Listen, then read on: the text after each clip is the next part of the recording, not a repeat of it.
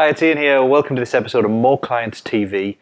Today we're going to look at two blockbuster marketing mistakes that very many people make. You may be making them yourself. I know I've made these mistakes in the past. The good news is they're fairly simple to solve, so I'll see you after the break.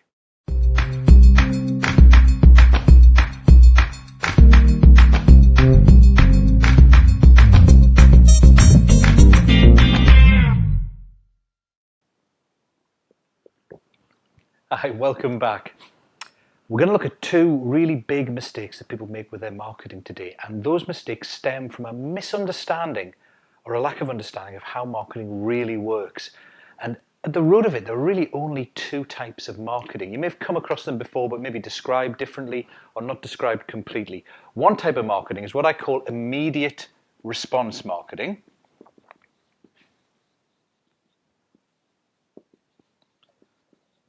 And the other type is delayed response, obviously. One's immediate, one's delayed. Now, what does that mean? Well, immediate response marketing is what you may know as direct response marketing. And basically, that's the sort of marketing where you advertise to people or you make some information available to people. So it could be TV ads, radio ads, newspaper, on your website especially, where you're asking them to take some immediate action. They're making an immediate response. So it could be an infomercial where midway through something flashes on the screen, you want them to phone up immediately to buy the product, or a coupon they clip out of a newspaper ad, or very often on a website they click a button to buy, or they opt in to receive your newsletter, etc. So you're asking for an immediate response. Now with delayed response advertising, that's often called brand advertising or stuff like that. But the key that people very often forget with this type of advertising is you're still expecting a response. If there's no response, it's not marketing, but the response is later. So this may be where you watch a TV advert about a car. You don't immediately phone up and buy a car over the telephone, but when you next come to think about a car, the idea is that advert, that piece of marketing has influenced you. And so there's a delayed response so that when you think about buying a car, you think about that particular brand. There was something about it that made you remember it and made you think good things about it. Now, there are some fundamental differences between those two different types of marketing and how they're best executed. So with immediate or direct response marketing, what you're trying to do is get an immediate reaction. So if you want someone to do something like click a button on a website or phone up to buy something or cut out a coupon, etc., you need to give them as much information as possible.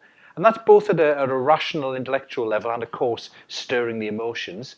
But you need to give them as much as possible to get them to take that relatively big step of filling in the form, phoning you up, etc., to buy. So you're looking for an immediate response right then and there. And that means usually you're going to have to give them lots and lots of information because they won't be ready to take that response unless you give them all the information they need to be comfortable doing it. Now, with delayed response marketing, what's happening is they're seeing the ad. So that might be the thing in the newspaper or on the TV, maybe even on your website. Look, that's an old Commodore PET there for anyone who remembers them. What I grew up computing-wise with. But there's a time delay before you get the response. So what might be happening there is they see an advert for breakfast cereal. Then at the time when they're trying to make a decision in the supermarket, they're on the aisle, they see all the different types of breakfast cereal. Then your ad, hopefully, or your piece of marketing has influenced them to recognize yours on the shelf and to think, oh yes, I remember that, that's the sort of thing I want to buy. Now that influence may be fairly subconscious. They may just feel warm and fuzzy about it and go off and buy it, or it may be an influence that happens at more of a rational level where they go, yes, I do want a healthy cereal this month that had all the vitamins and minerals in it and roughage and vitamin B, whatever that I want, and I'll buy that particular thing.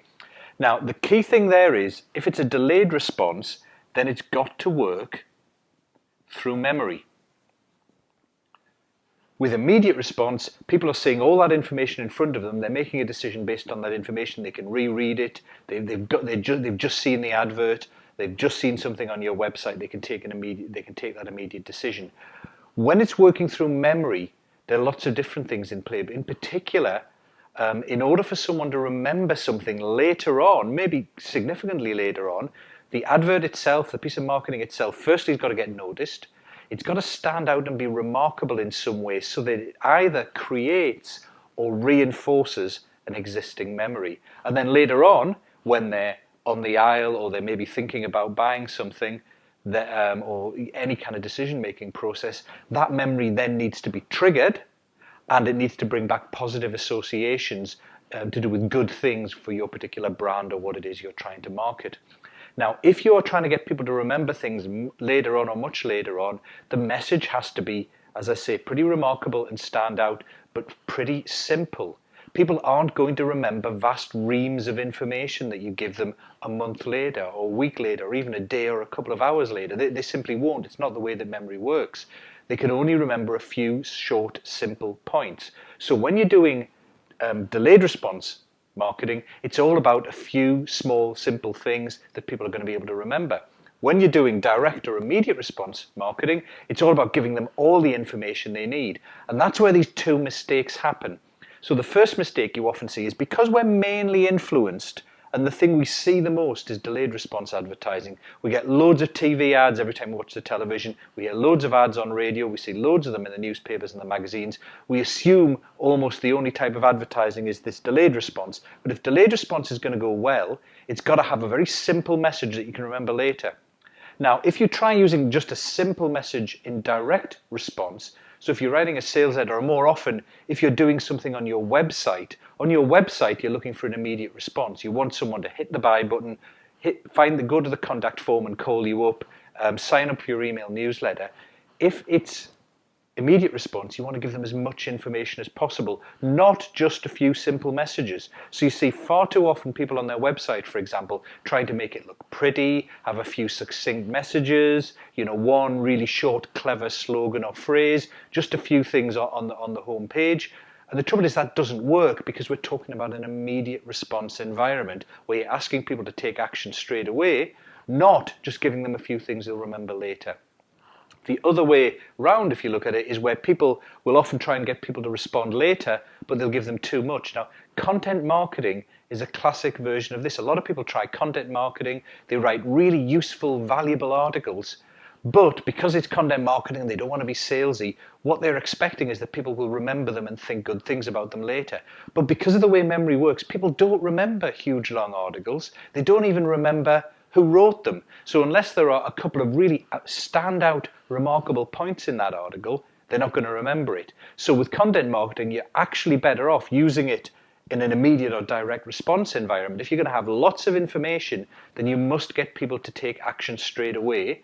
Sign up for your newsletter, go to this website, click this button, etc., or contact me, rather than expecting them to remember it and do something later because you've got far too much information, you're just overloading them. If you want people to remember later, few, short, simple, standout, remarkable messages. If you want people to take action now, give them as much information as possible. Those are the two big rules. If you stick with those rules, then you'll avoid the two big blockbuster mistakes with your marketing. See you soon on the next episode. Cheers.